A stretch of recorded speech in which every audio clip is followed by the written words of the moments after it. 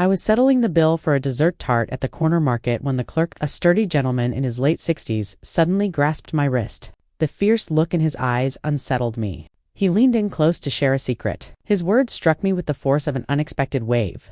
A shocking revelation about my daughter and her husband that left me utterly frozen. I couldn't comprehend what I'd just been told. The man released my arm and returned to scanning merchandise as though the moment had never occurred. I remained standing there, the paper slip fluttering in my grasp, trying to absorb the information swirling in my thoughts. I exited through the market's service door. I required a breath of fresh air and time to reflect. My pulse was racing so loudly I could feel it resonating in my temples. Could it be possible that this random person statement held any truth? Or was it just a misinterpretation from someone unfamiliar with my actual circumstances? I decided to take cover behind a cluster of large shipping crates near the vehicle lot. From this vantage point, I could watch everything unfold without being observed. If the words I'd heard were true, I would soon witness the evidence myself. My designation is Martha Finch. I am 69 years old, and my entire life has been dedicated to preserving the harmony of my family. I reside alone in a modest flat near the waterfront, living on an allowance that barely stretches to meet my essential needs. Each month, I meticulously tally my resources before allocating them, always prioritizing the needs of others over my own. My sole daughter, Chloe, married Ethan 4 years ago. From the start, I felt she was somewhat reserved. Still, I chose to be understanding, attributing it to a possible lack of confidence. However, as time passed, I began to notice odd patterns in her conduct, though I kept silent to avoid causing friction in my daughter's marriage. Ethan's parents had always been exceptionally courteous to me, particularly his father, Walter. But there was an unsettling quality in their expressions. They constantly spoke of their dire financial state, how they struggled to make ends meet, and I would offer assistance without hesitation whenever possible. From my sheltered spot, I had a clear line of sight to the market's main entrance. Chloe was waiting for me in the car, but now I could see everything perfectly. The clerk's warning echoed in my mind repeatedly, like an endless chime. Scarcely 5 minutes had passed when I witnessed something that shattered every belief I held about my son-in-law's family. Walter, Ethan's father, walked out the main doors carrying several canvas bags that seemed quite weighty. But they weren't typical market carriers. They were from a boutique I only recognized from glossy magazines, a place I could never afford to patronize. The store's emblem glittered in silver lettering on the navy bags he held with casual ease, as if it were a perfectly normal occurrence. My heart rate accelerated. Walter headed towards a sedan parked just a few feet from my hiding place. It was not the battered old vehicle they always complained about when asking for help. It was a brand new immaculate automobile, a deep indigo color that sparkled in the afternoon sun. The tires looked fresh and the paintwork was flawless. I watched him unlock the car's storage compartment and carefully set the bags inside, like someone safeguarding something precious.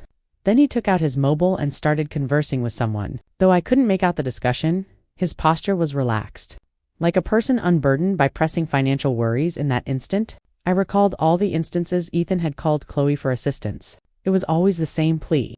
They couldn't cover the utility bills. They needed help with Walter's dental costs. They couldn't buy sufficient groceries for the week. And my daughter, with her generous nature, always found a way to send them something. But what I was observing with my own eyes contradicted those tales of severe hardship entirely.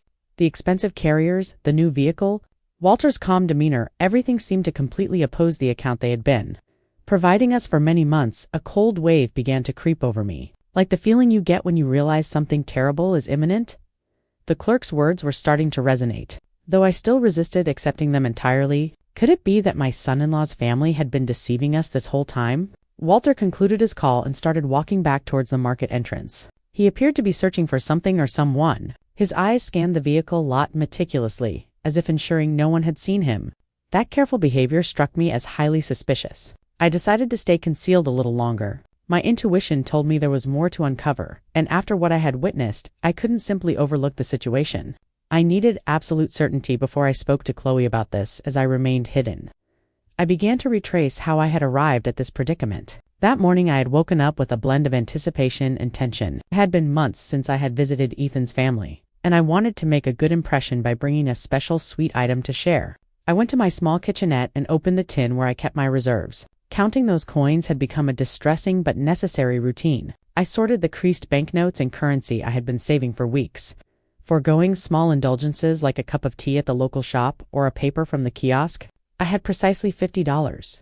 It wasn't a large sum, but I had decided to use 25 of it to buy a respectable apple crumblete, the neighborhood bakery. The remainder was essential for my expenses the following week. Primarily for my prescription medicines and some basic provisions, I bathed with care and selected my finest blouse, the one I reserved for significant events. It was a simple but clean garment that made me feel presentable. I styled my hair, attempting to camouflage the streaks of white that were becoming more apparent daily, and affixed the imitation sapphire earrings my late mother had gifted me so many years ago. Before leaving, I scrutinized my reflection in the mirror above the basin. I saw a 69-year-old woman who had labored her entire life, who had raised her daughter alone after being widowed, and who was now striving to maintain a family that seemed to value possessions more than genuine affection. Chloe arrived to collect me right on schedule. My daughter had always been prompt, a trait I admired in her. When I entered her car, I noticed she seemed a bit stressed, but I assumed it was perhaps anxiety about the family gathering. During the drive, we conversed about trivial matters. She told me about her admin role, about some minor issues she'd had with her supervisor, but she avoided discussing Ethan or his family. This felt peculiar to me because she usually kept me informed about the state of her marriage.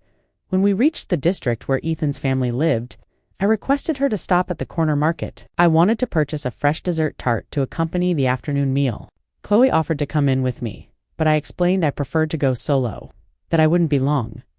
The bakery counter inside the market had several dessert tarts available. I chose a simple cinnamon and pear one, nothing ostentatious but suitable. It cost exactly $22, $3 less than I had allocated, which pleased me because it meant I could afford a small gift card. It was at the checkout line that everything unfolded. The clerk, a man who appeared to be my age, served me routinely until he saw the name on the store loyalty card I tried to use first. The card was rejected as I had anticipated because I knew I lacked sufficient funds. Then I produced the cash. It was then that the man scrutinized me more closely, murmured my name, Martha Finch, and inquired if I was Chloe's mother. When I confirmed I was, his demeanor shifted completely. He looked concerned, almost frightened. What he shared with me after grabbing my arm was something I will never be able to forget. Though at that moment, I refused to believe it. His words were stark and distressing. He informed me that my son-in-law's family visited this corner market regularly, spending hundreds of pounds on imported produce and prime cuts of meat.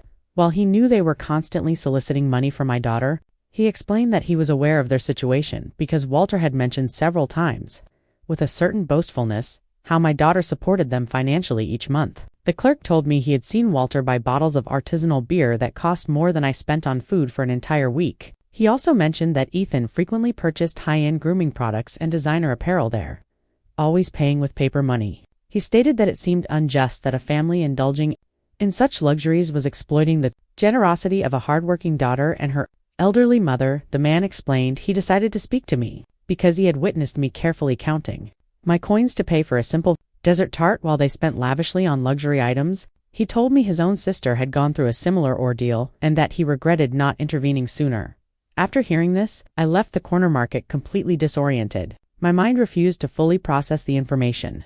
For years, I had trusted the word of Ethan and his family. I had watched my daughter worry about them, work additional shifts to send them money, and I myself had contributed with the little I had on several occasions. But the clerk's words had sown a seed of doubt that was rapidly germinating in my heart. That is why I chose to hide and observe. I needed to witness with my own eyes if what I had been told was true, because the ramifications of that information were too severe to act upon based on mere hearsay. From my sheltered spot behind the shipping crates, I had a perfect view of everything happening in the vehicle lot. The pungent smell of the surrounding area wasn't pleasant, but it was a minor inconvenience I was willing to endure to uncover the truth about the people I had placed my faith in for so long. When I saw Walter emerge from the market with those expensive carriers, my chest tightened. The bags were from a boutique I knew only by its reputation for extravagant prices. A single purchase there could deplete my entire month's grocery fund. Walter walked with the assurance of someone free from financial distress. His clothes were new, his boots polished, and his wristwatch looked costly even from my distance. Nothing about his appearance suggested the desperate poverty they continually spoke of. The car he placed the goods into was definitively new. The finish sparkled under the sun, and the tires appeared freshly fitted. I estimated that a vehicle of that type could cost more money than I had ever seen amassed in my whole life. How was it possible that someone owning a car like that would require constant financial assistance? As I watched him speak on the mobile, I noted that his conversation was relaxed, even jovial. It didn't sound like the call of someone troubled by money issues. His body language was that of a contented person, comfortable with their situation. At that moment, all the minor inconsistencies I had dismissed over the past few months began to make sense. The times Ethan had casually mentioned expensive holiday resorts where they had stayed, justifying it as invitations from friends. The comments about new clothes she had supposedly gotten on extraordinary markets. The social media snippets that showed a lifestyle that didn't align with their continuous pleas for help. Walter finished his call and started walking back towards the corner market entrance. His movements were confident, unhurried, like someone who had infinite time. This gave me the opportunity to analyze his appearance and behavior better from my hiding spot. Not only were his clothes new, but they were of fine quality. The shirt he was wearing had that perfect cut you only find at specialist shops, and his trousers were immaculately pressed. Even his footwear, which I could see better as he approached my position, seemed to be genuine and expensive leather. While I was waiting to see what else would happen, I heard voices coming from my right. Two elderly ladies were chatting as they pushed their trolleys toward their vehicles. Initially, I paid no attention, but when they mentioned Ethan's name, my ears immediately perked up. "Did you notice the new jacket Ethan was wearing at the park yesterday?" One of them, a woman with silver hair, who looked my age, asked. "It must have been worth at least $300. I saw an identical one in that pricey store on the second level." The other woman, who was slimmer and wore spectacles, responded with an informed tone. "And that's not all, Beatrice. I also saw her purchasing fragrances at that German boutique. My niece works there and told me that Ethan is a regular patron. She spends as if money were falling from the sky." My heart began to pound faster. These women were talking about the same Ethan who continually told my daughter they lacked money for essential expenses. The same one who had called last week asking for help to buy medicine for his father. Beatrice continued. "What is most striking is how she's always acquiring new things, but then goes around the neighborhood complaining they're experiencing very hard financial times. My friend Alan works at the credit union and told me the deposits they received don't match the story of poverty they're telling at all." "Oh, Beatrice, but that's hearsay," the other woman replied, though in a tone that suggested she had her own doubts. "Although, I must admit, it seems odd to me that they can afford the mortgage on that large residence, if they're really as badly off financially as they claim." "Hearsay. My daughter resides on the same street as them and tells me that almost every week, delivery vans with groceries from the most exclusive food hall in the city arrive, purchases that any of us would take months to be able to afford."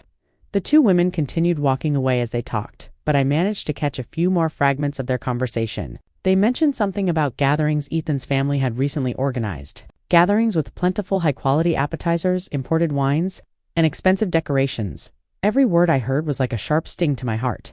For months, I had felt sympathy for that family, fretting over their well-being, asking my daughter to help them when she could, and even contributing my own small savings on several occasions. I remembered the time Ethan had called me directly, sobbing on the phone, telling me they needed urgent help to pay for Walter's physician. She had told me they had to choose between buying medicine or food and that they didn't know what to do. That night, I couldn't sleep thinking about their distress. The next day, I had gone to the credit union and withdrawn $180 from my contingency fund. Money I had been saving for a possible medical emergency of my own, but which I decided to give her because I couldn't bear the thought of them suffering when I could provide aid. Now, listening to these women discuss that same family's luxurious lifestyle, I felt like the most gullible person in the world. How could I have been so blind? How had I not noticed the signs that were apparently clear to the entire neighborhood?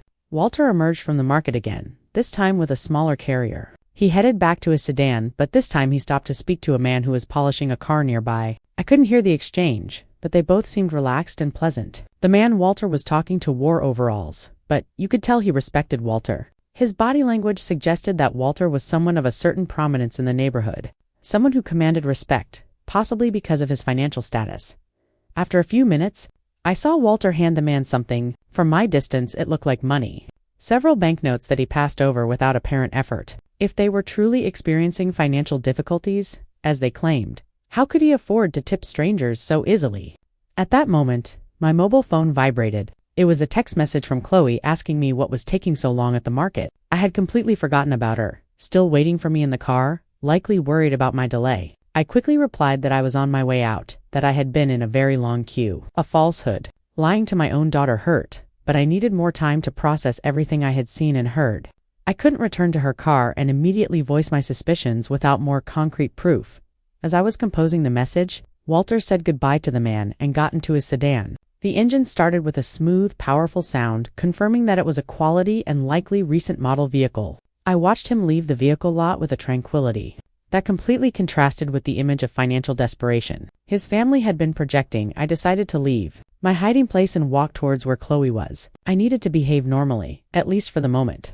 But my mind was already racing, attempting to recall all the strange details I had overlooked in recent months. All the small indicators that now took on a completely different meaning. When I reached the car, Chloe looked at me with concern. "Ma'am, are you all right? You look unwell," she said, as I settled into the passenger seat. "Did it take them a long time to serve you?" "Just the queue, dear," I replied, trying to keep my voice steady. You know how markets are on weekends. But inside, my heart was hammering so loudly I was afraid she could hear it. Chloe started the car, and we began heading to Ethan's family's residence.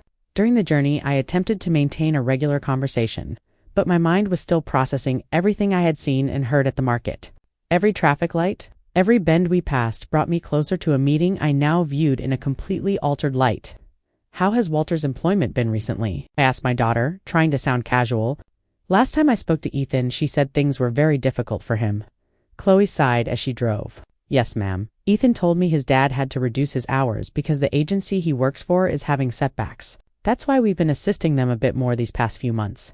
That information didn't match at all the relaxed and well-off attitude I had observed in Walter just a few minutes earlier. A man who was truly worried about reduced work hours, wouldn't be spending money at expensive boutiques or handing out cash to strangers in a vehicle lot. "And how do you feel about that, dear?" I asked, watching her expression in the side mirror. "I know you've been putting in a lot of overtime lately." "Well, ma'am, they're my kin now," Chloe replied in a tone that mixed fatigue with resignation. "Ethan is my husband, and when you marry, you also gain a family. If they need support, it's my obligation as a daughter to help them." Her words broke my heart. My daughter, the kind and hardworking woman I had raised, was sacrificing her own well-being for people who, from what I had discovered, were exploiting her generosity. How much longer could this situation persist without severely impacting her own financial stability? We arrived at the neighborhood where Ethan's family resided. It was a pleasant residential area with well-kept homes and manicured hedges. It wasn't the most exclusive district in the city, but it was certainly not a place where people living in extreme financial distress would make their home. As Chloe searched for a spot to park, I was able to get a better look at Ethan's family's residence. It was a two-story building with a nicely adorned front garden and a facade that had been recently freshened up. The windows had new coverings and the front entry looked like it had been upgraded not long ago. "The house looks very well maintained," I commented, trying to elicit more information. "Didn't you tell me they were struggling to pay for some refurbishment?" "Oh yes," Chloe replied as she parked. "Walter managed to pick up some extra freelance work on weekends to handle the most pressing repairs. He's been working tirelessly to keep the house in good condition." Another story that didn't align. If Walter were genuinely working extra shifts to survive, how would he have the time to go shopping at an expensive market during what should be work hours? And more importantly, how would he have the money to spend on luxury goods if everything he earned was supposedly going toward house refurbishment? We exited the car and walked to the front door. Chloe was carrying some bottles she had brought while I carried my dessert tart in a mix of nervousness and curiosity that intensified with every stride. Before we could press the doorbell, the door opened and Ethan appeared with a dazzling smile. My initial reaction was one of complete astonishment. His appearance was utterly different from the last time I had seen him just a month ago. He was wearing a shirt that was definitely not inexpensive. The material appeared to be of excellent quality. The cut was perfect, and the rich colors gave him an elegant and sophisticated look. His shoes were clearly new with a shine that only freshly purchased items possess, and his satchel matched the outfit perfectly. But what struck me most was his haircut and shaving. He had a professional cut that you only receive at expensive barbers, with a beard trim that looked impeccable in the sunlight. His complexion was flawless, the kind that requires high-quality products and significant time to maintain correctly. "Martha, what a joy to see you," Ethan exclaimed, stepping in for a hug. As she embraced me, I could smell his aftershave. A costly fragrance I recognized because I had once seen its price at a department store, and it seemed equal to my fortnight's food budget.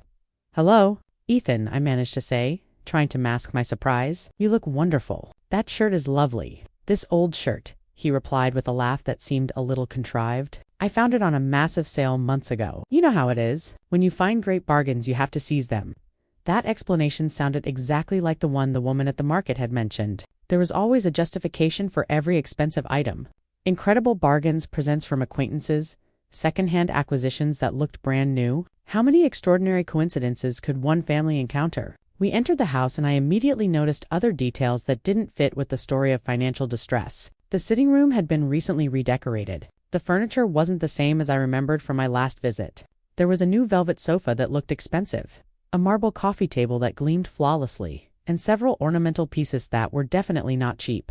On the wall was a large plasma screen that hadn't been there before. It was a recent model, one of those that cost several thousand. How could a family in a financial crisis rationalize the purchase of a luxury television? "Dad, look who came to visit," Ethan called towards the interior of the house. Walter appeared from what seemed to be the dining area, wiping his hands with a cloth. When he saw me, his expression altered slightly. There was a flicker of apprehension in his eyes, as if for a moment he had seen something he didn't expect, but he quickly regained his usual smile. "Martha, so good to see you," he said, approaching to greet me. "We hope you're hungry because Chloe has prepared a delightful meal." It was the same Walter I had seen at the market just an hour before, but now he was acting as if he hadn't left the house all day. His clothes were the same, but he had tied an apron over his shirt as if he had been cooking. "I brought an apple crumble to go with it," I said, handing him the box. "I hope you enjoy it." "What a thoughtful gesture," Ethan exclaimed. "But it wasn't necessary, Martha. You know you're always welcome here without having to bring a thing." As he spoke, I could see over her shoulder into the dining area. The worktops were full of ingredients and utensils that suggested an elaborate culinary preparation. I could make out expensive-looking cuts of lamb, fresh and exotic vegetables, and bottles of imported sauces. The quantity of food they were preparing could easily sustain a family for several days, and the quality of the ingredients was noticeably superior to what I could afford to buy for my own meals. "Did you two prepare all this?" I asked, genuinely impressed by the abundance. "Well, we wanted to do something special for your visit," Walter replied. "We don't get to have Chloe's mother over every day. Besides, we got some ingredients on special offer, so we decided to take advantage." The miraculous sales again. I began to question whether this family possessed an extraordinary talent for finding bargains or if these explanations were simply a way to justify expenditures they couldn't truthfully account. Chloe seemed completely oblivious to my observations. She was chatting enthusiastically with Ethan about her work and her plans for the next week. Her relaxed attitude confirmed that she genuinely believed the version of reality they had presented to her. But I could no longer ignore the evidence before my eyes. Every detail of that house, every aspect of Ethan's and Walter's appearance, every convenient explanation, everything pointed to the same unsettling conclusion. This family was not going through the financial difficulties they claimed to be facing during the meal. I attempted to maintain a normal conversation while discreetly noting every detail that could support or disprove my suspicions. The table was set with porcelain I didn't recall seeing before, plates and tumblers that seemed to be of good quality, not the kind of utensils someone worried about every penny would use. The food they served was plentiful and diverse. There were several main courses, elaborate salads, and side dishes that required expensive ingredients. Walter poured a ruby beverage into crystal flutes, a drink I recognized from having seen its price at the market more than $60 a bottle. "This ruby beverage is exquisite," I commented, trying to gather information. "Is it a specific vintage?" "Oh, this one," Walter replied with a proud smile. "A friend of mine who works in logistics got it for me at a special price. Normally we couldn't afford drinks like this, but when these chances arise, you have to capitalize on them." There was always a flawless justification, always a generous associate or an unbelievable bargain that rationalized every luxury. I was starting to wonder how many generous associates one family could have, and how frequent those extraordinary deals could be. While we ate, Ethan casually mentioned some vacation plans they had for the next month. She talked about a family gathering they were organizing, an event that, as she described it, would require a considerable investment in lighting, food, and entertainment. "Sounds costly," I said without thinking, my words slipping out. "Costly?" Ethan laughed. "Well, we've been putting aside money for this for months. Besides, Walter got an extra temporary contract that will help us cover the expenses." I immediately recalled what I had seen at the market just a few hours earlier. Walter spending money as if he had no concerns, buying luxury products, driving a new car. What was the truth about his work situation? "What kind of extra temporary contract did you get, Walter?" I asked directly. For a moment I saw an expression of discomfiture cross his face, as if my question had surprised him, but he quickly regained his composure. "Weekend advisory work," he replied vaguely. "Nothing too exciting, but it helps supplement the household income." His answer was so generalized it could signify anything or nothing at all. A man who is truly doing weekend advisory work would likely speak with more detail about his job, especially when the question came from his daughter's mother. During the conversation, I noticed that Ethan's mobile was constantly vibrating. Every time she looked at the screen, she smiled in a way that seemed meaningful to me. At one point, when she thought no one was observing her, she replied to a message, typing swiftly with a look of satisfaction on her face. "Everything okay with the mobile?" I asked with apparent curiosity. Oh, just some colleagues organizing a meetup for next week, she replied quickly, putting her mobile away. You know how women are always planning something, but there was something about her expression that didn't convince me. The way she had smiled while reading the messages suggested that the content was more significant than simple social plans. After the meal, Walter offered to show me some of the renovations they had made to the house. We walked through different rooms, and in each one I noticed new or refurbished elements. The floorboards had been recently polished, some walls had fresh coating, and several pieces of furniture had been replaced or reorganized. In the main sleeping area, I saw something that particularly grabbed my attention. On top of the chest of drawers were several shopping carriers from expensive boutiques, some still unopened. The price labels I managed to glimpse showed numbers that seemed exorbitant for a family that was supposedly struggling financially. Did Ethan go shopping recently? I asked, pointing discreetly toward the carriers. Ah, that, Walter replied with a nervous laugh. She discovered some amazing clearance sales this week. Sometimes it's better to buy things when they're on sale, even if you don't need them immediately. That rationale seemed completely contradictory to me. A family that was genuinely in financial difficulty would not have the luxury of buying things they didn't need immediately, no matter how good the deals were. As we returned to the sitting room, my mobile phone rang. It was a text message from a number I didn't recognize. When I opened it, I saw that it was from the corner market clerk. He had obtained my number somehow and had sent me a photograph. The image showed a receipt from just 2 days earlier. The total was over $450, and the list included premium goods, imported lamb, fresh shellfish, expensive ruby beverage, specialty cheeses, and several gourmet items. The name on the receipt was clearly Walter Williams. Along with the photo was a message. Mrs. Finch, I'm sorry to intrude, but I felt you should see this. This receipt is from 2 days ago. Your family needs to know the truth. My heart started racing faster. The proof was there in black and white. A $450 purchase of luxury goods made just 2 days before our visit, by the same man who was supposedly struggling to pay for basic expenses. I quickly put my mobile away before anyone noticed my expression of shock. But my mind was already working, connecting all the clues I had been observing over the past few hours. We returned to where Chloe and Ethan were, who were still chatting enthusiastically. My daughter seemed relaxed and happy, enjoying what she thought was quality time with her in-laws. She had no idea of the theatrical performance she was witnessing. Are you feeling okay, Mom? Chloe asked me, probably noticing that my expression had changed. You look a little pale. Just a little weary, I lied. I'm not accustomed to such long outings anymore. Ethan immediately offered to make me some hot beverage or get me something to help me feel better. His apparent solicitude would have been touching if I hadn't been starting to comprehend the genuine nature of his character. For the next hour, I kept observing and listening, mentally cataloging every piece of evidence of every discrepancy, every inexplicable splendor, every convenient justification. The inventory constantly expanded. Ethan's new attire, Walter's vehicle, the immaculately kept residence, the excessive food, the expensive ruby beverage, the shopping carriers, the receipt I had received. But what wounded me the most was the realization that this situation had likely been ongoing for months, perhaps years. How much currency had my daughter sent to this family? How many sacrifices had she made? And how many had I made to assist people who were not genuinely in need of help? When we finally bid farewell and departed the residence, my mind was entirely resolute. I couldn't allow this charade to continue. My daughter deserved to know the truth no matter how painful, and I had a responsibility to safeguard her from further exploitation. During the drive back to my home, Chloe commented on how pleasant the visit had been and how well Ethan's family looked. Her words were like needles in my heart, because I knew I would soon have to shatter that joyful image with a much darker and more disappointing reality. Yes, they look very well, I replied cautiously, choosing my words meticulously, perhaps too well for a family that's undergoing such severe difficulties. The return journey was one of the most arduous of my life. Every kilometer we covered physically distanced me from the house where I had uncovered the truth, but emotionally brought me closer to a decision that would change everything for my family. My mind was a maelstrom of conflicting thoughts, doubts, and a mounting sense of outrage that I struggled to keep in check. Chloe was driving serenely, occasionally humming a tune that indicated her good mood. For her, we had spent an agreeable afternoon with her in-laws, sharing a delicious meal and reinforcing familial bonds. She had no idea that her mother had been gathering proof of what appeared to be an elaborate and protracted deception. Mom, she said as we paused at a stoplight, I'm so happy to see you getting along so well with Ethan's family. I know you had some reservations about our marriage initially, but I think now you can see what good people they are.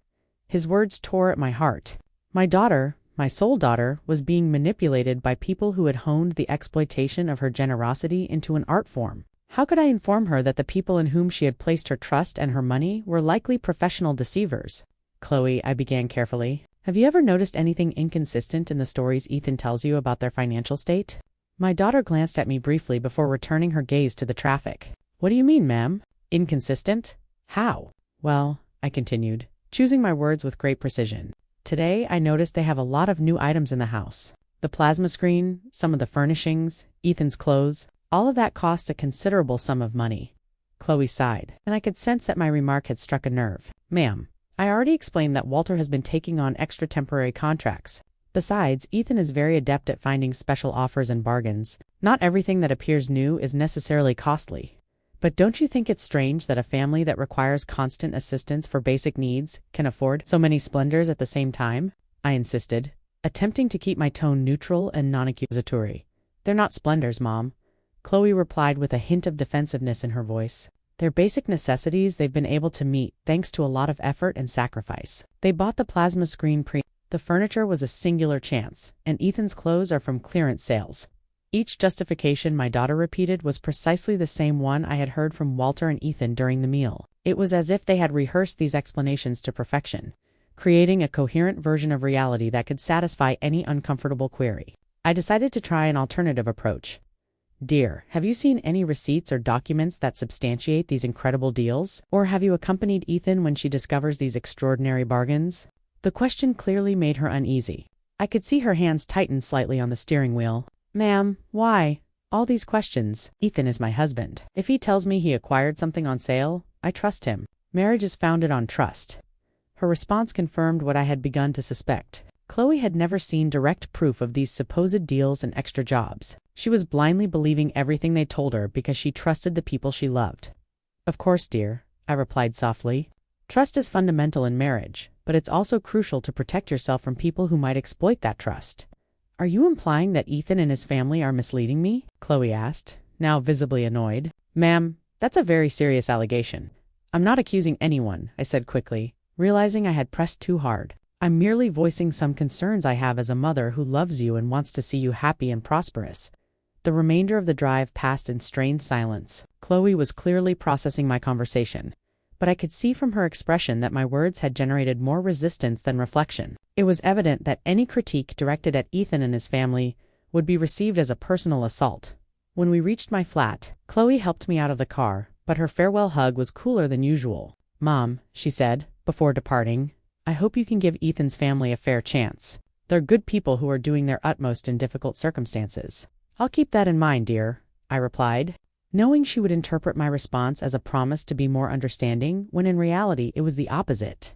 That night, alone in my small flat, I sat in my favorite armchair with a mug of hot beverage and attempted to organize all the thoughts that had been bombarding my mind for the past few hours. I had abundant circumstantial evidence, testimonies from neighbors, personal observations, and even a photo of the $450 market receipt. But I also had a daughter who was completely convinced that her husband and his family were victims of difficult circumstances who deserved her help and compassion. Any direct attempt to challenge this belief had resulted in resistance and defensiveness. I retrieved my phone and looked at the photo of the receipt.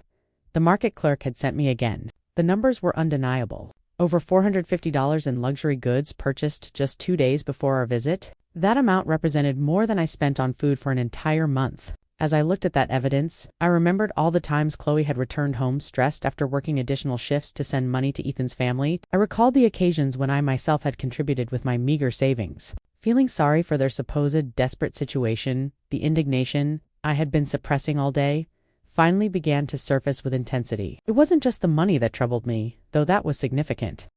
It was the emotional manipulation, the systematic exploitation of my daughter's good feelings, and the calculated way they had constructed a web of falsehoods to sustain their lifestyle at our family's expense. It also pained me deeply to realize that they had likely been mocking us behind our backs. Every time we sent money, every time we worried about their well-being, every time we made sacrifices to help them, they probably saw it as proof of our gullibility and ease of being manipulated. But what tortured me most was the question of what to do with this information. I had the evidence. I had the observations. I had the documented inconsistencies. But I also had a daughter who would refuse to believe anything negative about her husband without absolutely irrefutable proof. If I acted too quickly or too I ran the risk of alienating Chloe and pushing her further towards Ethan, but if I didn't act soon, the manipulation would persist, potentially worsening over time, and my daughter would continue to be exploited financially and emotionally. I decided I needed more evidence that was so clear and indisputable that even Chloe couldn't deny or rationalize it. I couldn't rely solely on observations and suspicions. I needed concrete proof that would expose the true nature of the people who had deceived my family that night. Before I drifted off to sleep, I made a decision that would alter the course of the events that followed. I would not directly confront Chloe until I had absolutely solid evidence. Instead, I would commence my own discreet investigation, gathering proof that was impossible to deny or explain with convenient stories about miraculous deals and mysterious extra jobs. The subsequent days were the most challenging I had experienced in years. Every interaction with Chloe had become an exercise in self-control, trying to maintain normality while my mind constantly worked on how to address the situation I had uncovered. The evidence I had collected weighed on my conscience like a burden I couldn't share during that week. I received 3 more messages from the market clerk. Each one contained additional information that confirmed and expanded my initial suspicions. He sent me photos of other receipts for purchases made by Walter and Ethan in recent weeks, all showing excessive spending on unnecessary and expensive products. One of the photos showed a receipt for over $650, which included 2 bottles of Italian sparkling wine costing more than $110 each, imported shellfish, and several gourmet cheeses. The date on the receipt was the same day Ethan had called Chloe asking for urgent help to pay the utilities. I also received information from Beatrice, one of the women I had heard talking at the market. She had obtained my phone number through a mutual acquaintance and contacted me because she had decided I needed to know more details about the situation. Beatrice told me that Ethan's family had been organizing regular gatherings at their house, events with professional caterers and expensive decorations. She described a birthday celebration for Walter that had cost, according to the guest's remarks, several thousand in food, drinks, and entertainment. Martha, she told me during a phone call, my niece lives on the same street and tells me that delivery vans with expensive purchases, appliances, furnishings are constantly arriving. It's not typical for a family that is supposedly in a financial crisis. Each new piece of information made it harder to maintain my silence, but I knew I needed the right moment and circumstances to present all of this to Chloe in a way that couldn't be easily dismissed or rationalized. The moment arrived on a Wednesday evening when Chloe came to visit me after work. She looked especially tired and stressed. When I asked her what was wrong, she told me that Ethan had asked her for additional money for a medical emergency for Walter. He needs a minor surgical procedure, Chloe explained, rubbing her temples with clear signs of tension. The insurance doesn't cover everything, and they need $250 by Friday. I've been working double shifts all week to be able to gather the money. That was the breaking point. $250 for a supposed medical emergency requested by the same family that had spent $650 on sparkling wine and shellfish just a few days earlier. I couldn't let my daughter sacrifice herself any longer for these elaborate falsehoods. Chloe, I said, taking her hands in mine, I need to show you something. But before I do, I want you to know that I'm doing this because I love you and because I can't bear to see you being hurt. I took out my phone and showed her the first photo of the $450 receipt. Her eyes widened when she saw the date and the total. But before she could speak, I showed her the other photos I had received during the week. Ma'am, where did you get this? Chloe asked, looking at the images with an expression that mixed confusion and denial. And how do you know these receipts are genuine? I explained my encounter with the market clerk, the conversations I had overheard from the neighbors, and all the observations I had made during our visit. I spoke slowly and carefully, presenting each piece of evidence logically and chronologically. But there must be an explanation, Chloe insisted, although her voice no longer sounded as convinced as before. Perhaps Walter had a good month at work, or maybe they received money from another source. Dear, I replied gently, these luxury purchases were made on the same days that Ethan called you asking for help with basic expenses. Doesn't that seem like too much of a coincidence? I could see the realization starting to sink into her mind. Her eyes moved between the photos on my phone and my face, searching for some way to reconcile what she was seeing with what she had believed for so long. Besides, I continued, showing her the information I had gotten about the expensive gatherings, the neighbors have seen how this family truly lives. It's not the story of desperate poverty they've been telling you. Chloe got up from her chair and started pacing my small sitting room. I could see her mind working, recalling past conversations, broken assurances, and small inconsistencies that she had likely ignored or rationalized before. But why would they do this? She finally asked in a voice that sounded completely defeated. Why would Ethan lie to me about something so important? Because it was effective, I replied honestly. Because you've been sending them money regularly without asking questions, trusting their word. For them, you're a dependable source of extra income that they can use to sustain a lifestyle they couldn't otherwise afford.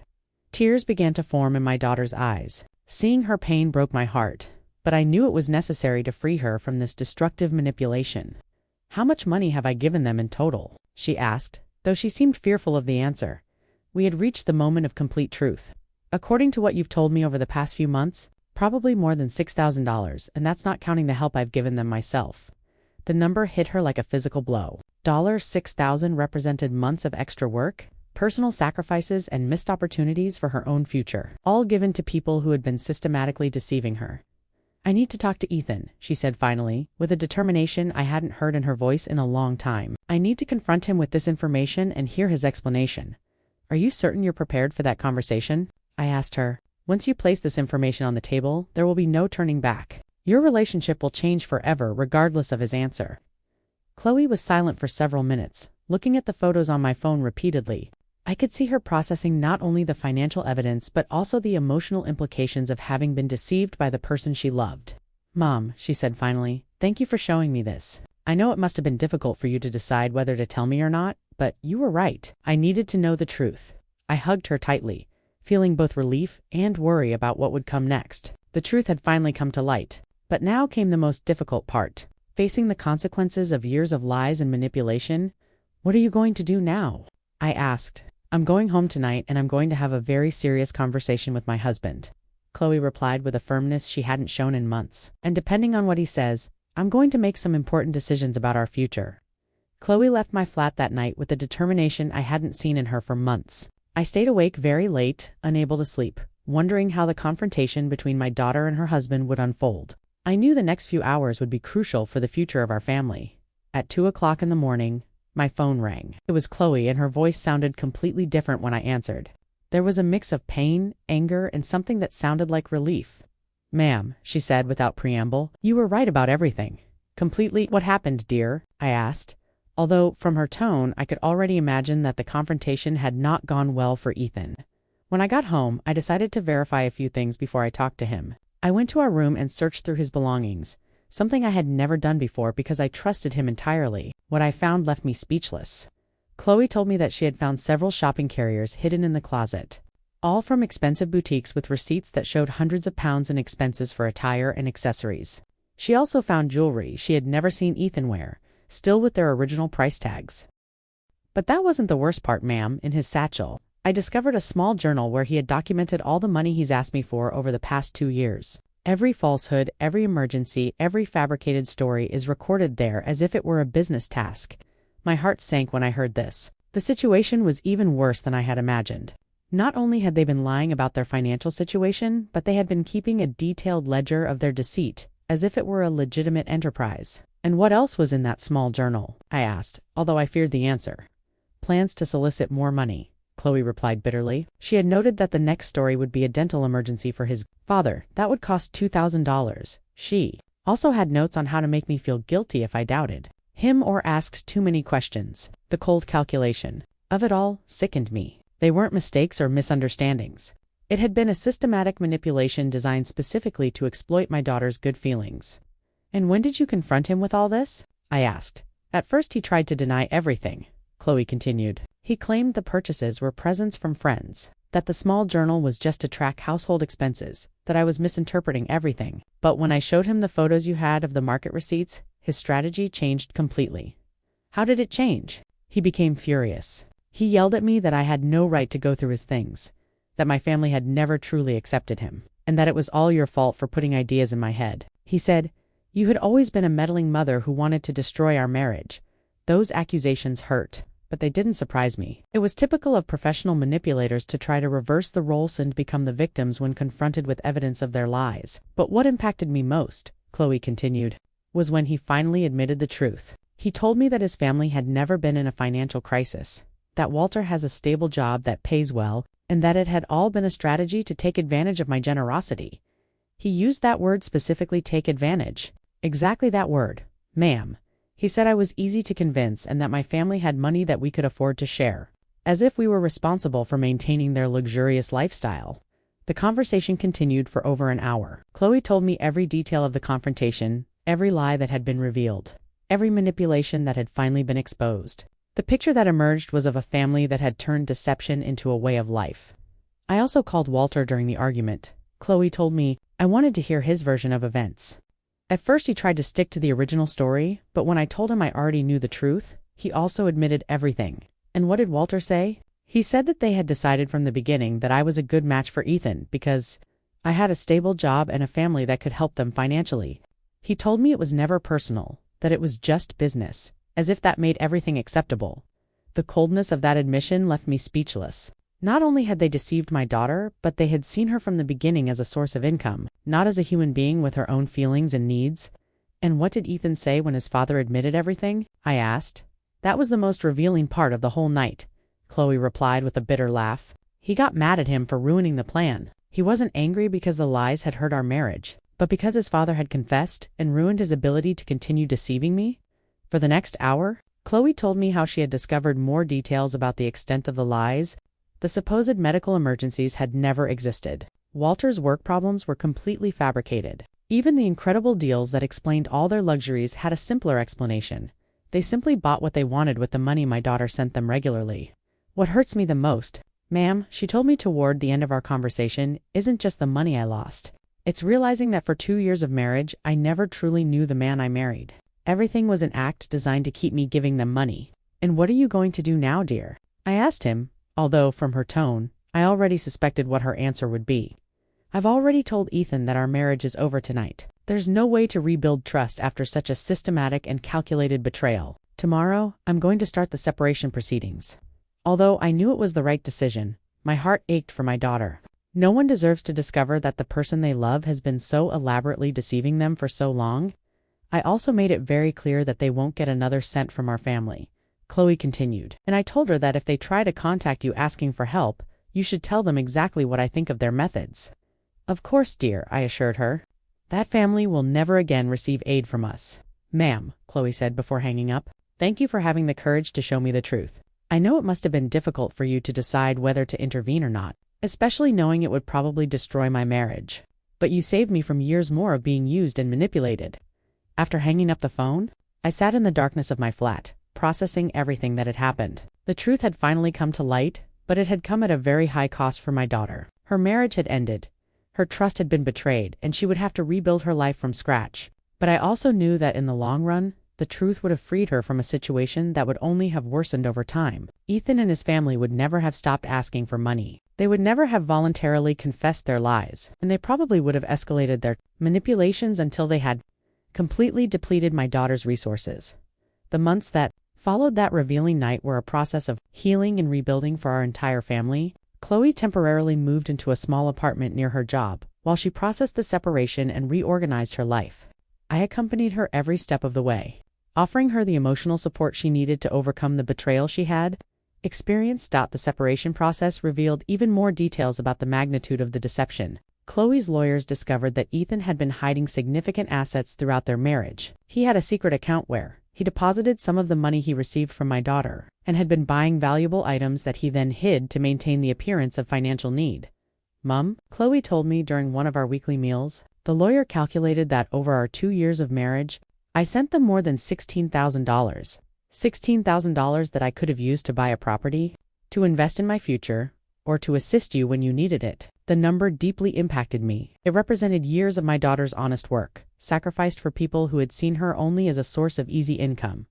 But what made me most proud was seeing how Chloe had matured through this painful experience. During the legal process, Ethan and his family tried to contact me on several occasions. Walter called me trying to convince me to intercede with Chloe, promising that they would return all the money and never ask for help again. His pleas sounded desperate, but I had already learned to recognize their manipulations. Walter, I told him during the last call I accepted, you had 2 years to be honest with my daughter. You chose lies, manipulation, and deceit. Now you have to live with the consequences of those decisions. Ethan also attempted a final effort at manipulation by showing up at my apartment one afternoon unannounced. He was dressed in simple clothes and no makeup, trying to project an image of vulnerability and repentance. But I already knew his techniques too well. Martha, he said with tears that seemed rehearsed, I know we made mistakes, but I really loved Chloe. This all got out of control, but we never wanted to hurt her. Ethan, I replied with a calm that surprised me. Genuine love doesn't include systematic lies and calculated manipulation. What you did wasn't love, it was exploitation disguised as affection. He continued to try various approaches. First, the repentant victim, then the desperate husband. After that, the son-in-law who just wanted to mend the family relationship. But every strategy he tried only confirmed what I already knew about his true nature. The money you took from my daughter isn't just money, I explained to him. It represented her trust, her future, and her ability to believe in the people she loves.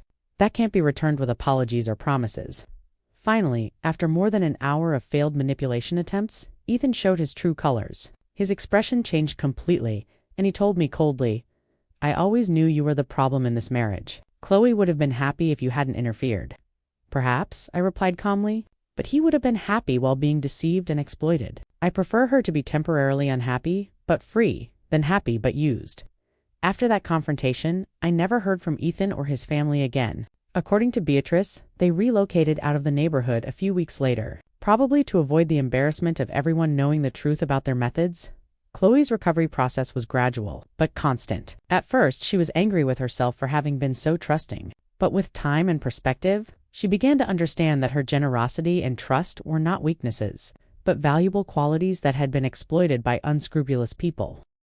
"Ma'am," she told me during a dinner near her new apartment, "I've been thinking about everything that happened, and I realize I learned something important. Generosity must be accompanied by prudence, and trust must be earned and maintained, not given blindly." With the money she no longer had to send to Ethan's family, Chloe was able to start rebuilding her finances. She opened a savings account, began investing in her professional future, and for the first time in years, she could enjoy small luxuries without feeling guilty. He also helped me improve my own situation. She insisted on giving me money to buy some new appliances I needed and began visiting me more frequently, bringing good quality food that we could share without worrying about the cost. "It's ironic," she reflected one day as we shared a meal she had bought. "All this time I was worried about helping a family that didn't need help, while you, who really could have used more support, never asked for anything." That observation deeply moved me. During the years of Ethan's manipulation, I had watched my daughter exhaust herself, trying to meet constant demands for money, while I remained silent about my own needs so as not to add more pressure to her life. 6 months after the separation, Chloe had found a new balance in her life. She had learned to be more cautious without becoming cynical, wiser, without losing her ability to trust the people who truly deserved her trust. "Ma'am," she told me during one of our Sunday walks in the city park, "I want to thank you again for having the courage to show me the truth. I know it was difficult for you to decide whether to intervene or not." "Dear," I replied, "a mother must always protect her children even when it hurts. My job isn't just to love you, but also to make sure the people you choose to love truly deserve you." The market clerk, a man named Robert, also became an unexpected but welcome presence in our lives. One day he came to visit me to ask how things had turned out, and we ended up talking for hours about the importance of speaking up when we see, even if it's uncomfortable to do so, you know. "Mrs. Finch," Robert told me before he left, "my sister went through a similar situation years ago, and no one had the courage to tell her the truth. When everything was finally discovered, she had already lost all her life savings. That's why I decided to talk to you. Some truths hurt, but silence hurts more." Now, when I look back on everything that happened, I feel a mix of pain for what my daughter had to suffer, but also a deep pride for the strength she showed in facing the truth and making the right decisions. I learned that true family love sometimes requires the courage to speak difficult truths, to confront uncomfortable situations, and to protect the people we love, even when it means destroying illusions they prefer to keep. That day, when I heard those strange words at the corner market and decided to observe instead of ignore, I changed the course of our lives forever. It was one of the most difficult decisions I've ever made, but also one of the most correct. Today, Chloe is a wiser, stronger woman who is more aware of her own worth. She is no longer the victim of professional manipulators, but someone who has learned to set healthy boundaries and to value her own generosity enough not to allow it to be exploited. And Martha Finch, at 69 years old, learned that it's never too late to be brave, to stand up for what's right and to protect those we love, because in the end, the most powerful justice isn't the one that shouts, but the one that acts with wisdom and protects those we love most. 2 years have elapsed since that afternoon at the corner market that irrevocably altered the trajectory of our lives. As I pen these thoughts, seated in my cherished armchair with a mug of hot beverage growing cool, I can't help but reflect on the distance we have traveled since then. Chloe remarried 8 months ago. Her new husband, Marcus, is an honest and diligent man she met at her firm. What I appreciate most about him isn't just his candor in all his dealings, but the way he honors the bond I share with my daughter. He has never once attempted to interfere between us or displayed the slightest curiosity about our family finances. The first time Marcus came to my flat for a meal, he brought the ingredients for us to cook together. "Martha," he told me as we chopped the vegetables, "I want you to know that I will never ask you or Chloe for money. I believe in working for what I require and being honest about what I can afford." His words moved me to tears, not only for his honesty, but because I realized how traumatized I had become by the experience with Ethan. For months after the separation, every time we encountered someone new, I would find myself scrutinizing their motives and searching for signs of manipulation. The healing process was not easy for either of us. Chloe went through periods of low spirits where she questioned her judgment in relationships. There were nights when she would call me asking if she could ever fully trust anyone again. "Ma'am," she would tell me during those late-night calls, "how can I be certain I won't be deceived again? How can I differentiate between someone who truly cares for me and someone who only sees opportunity?" Those conversations broke my heart because I saw how Ethan's betrayal had damaged not only her finances, but her fundamental capacity to trust people. But I was also proud to witness how she was slowly rebuilding her confidence in a more mature and prudent way. During the first year after the separation, Chloe developed what she termed her verification protocol. Before assisting anyone financially, she would request to see documentation, consult with multiple sources, and take time to assess the consistency of the stories they told her. At first, I worried she might have become too skeptical, but over time, I realized that she had simply learned to balance her generous nature with a practical wisdom she hadn't possessed before. She no longer offered money out of emotional impulse, but after a careful and rational evaluation, this new approach served her well when a colleague asked her for help for a supposed family emergency. Instead of sending money immediately, Chloe requested to see medical records and spoke directly to the clinic mentioned. It turned out that the story was false, and her colleague was trying to get money for betting. "Ma'am," she told me after uncovering that lie, 2 years ago I would have sent the money without asking a single question. Now, I understand that verifying isn't distrusting. It's protecting yourself from people who seek to exploit the kindness of others. For my part, I also had to process my own feelings about what had occurred. For months, I felt guilty for having waited so long to speak up, wondering how much money we could have saved if I had acted sooner. But with time and perspective, I came to understand that I acted at the right moment, when I had enough evidence to be convincing. The corner market clerk, who initially alerted me to the situation, became a dear friend to our family. He and his wife Lorna visit us regularly, and we have developed a friendship based on shared values of honesty and mutual support. "You know," Martha Robert told me during one of his visits, "what I admire most about this whole situation is how you managed the truth. Many people would have created a scene, shouted, or sought revenge, but you simply presented the facts and let the truth do its job." His words made me reflect on something important I had learned throughout this process. That silent dignity is more powerful than noisy revenge. I never sought to harm Ethan or his family. I simply stopped allowing them to harm us, Beatrice. The neighbor who had given me additional information about Ethan's family also became a close confidant. She helped me understand that what we had experienced wasn't unusual. That many families suffer this kind of manipulation, especially when the children are generous and trusting. "My son works in community aid," Beatrice told me during one of our conversations, and he informed me that these kinds of family scams are more common than people realize. There are individuals who have turned the exploitation of good-hearted relatives into a way of life. This perspective helped me understand that we hadn't been particularly gullible or foolish. We had simply been targets of people who were experts at exploiting emotions and family ties. The financial impact of the deception was significant but manageable. Chloe calculated that, in total, we had lost around $16,000, when my contribution and some loans she had made, which were never repaid, were included. However, once the flow of money to that family ceased, our financial situation improved dramatically. With the money she no longer had to send monthly, Chloe was able to save for a deposit on a small house. She asked me to live with her and Marcus, but I prefer to maintain my independence in my own flat. Although now, with better furnishings and appliances that she insisted on buying for me, "Ma'am," she told me when she brought the new refrigerator, "for years I watched you count pennies while I sent hundreds of dollars to people who didn't need them. Now, it's your turn to have the things you deserve." Marcus turned out to be not only a good husband to Chloe, but also a considerate son to me. He never attempts to compete with my place in my daughter's life and always includes me in his family plans and decisions. The difference from Ethan's attitude is so marked that sometimes I find it hard to believe both men exist in the same world. Last month, Marcus confided that they are expecting their first child. The news filled me with a pure joy I hadn't felt in years.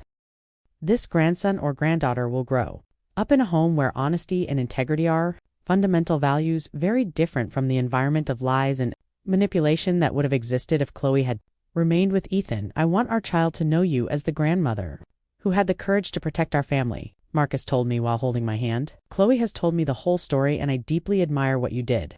Sometimes I wonder what would have happened if I had never decided to hide behind those shipping Crotesta watch, Walter. How long would the deception have continued? Would Chloe have eventually discovered the truth on her own, or would she have continued to be exploited indefinitely?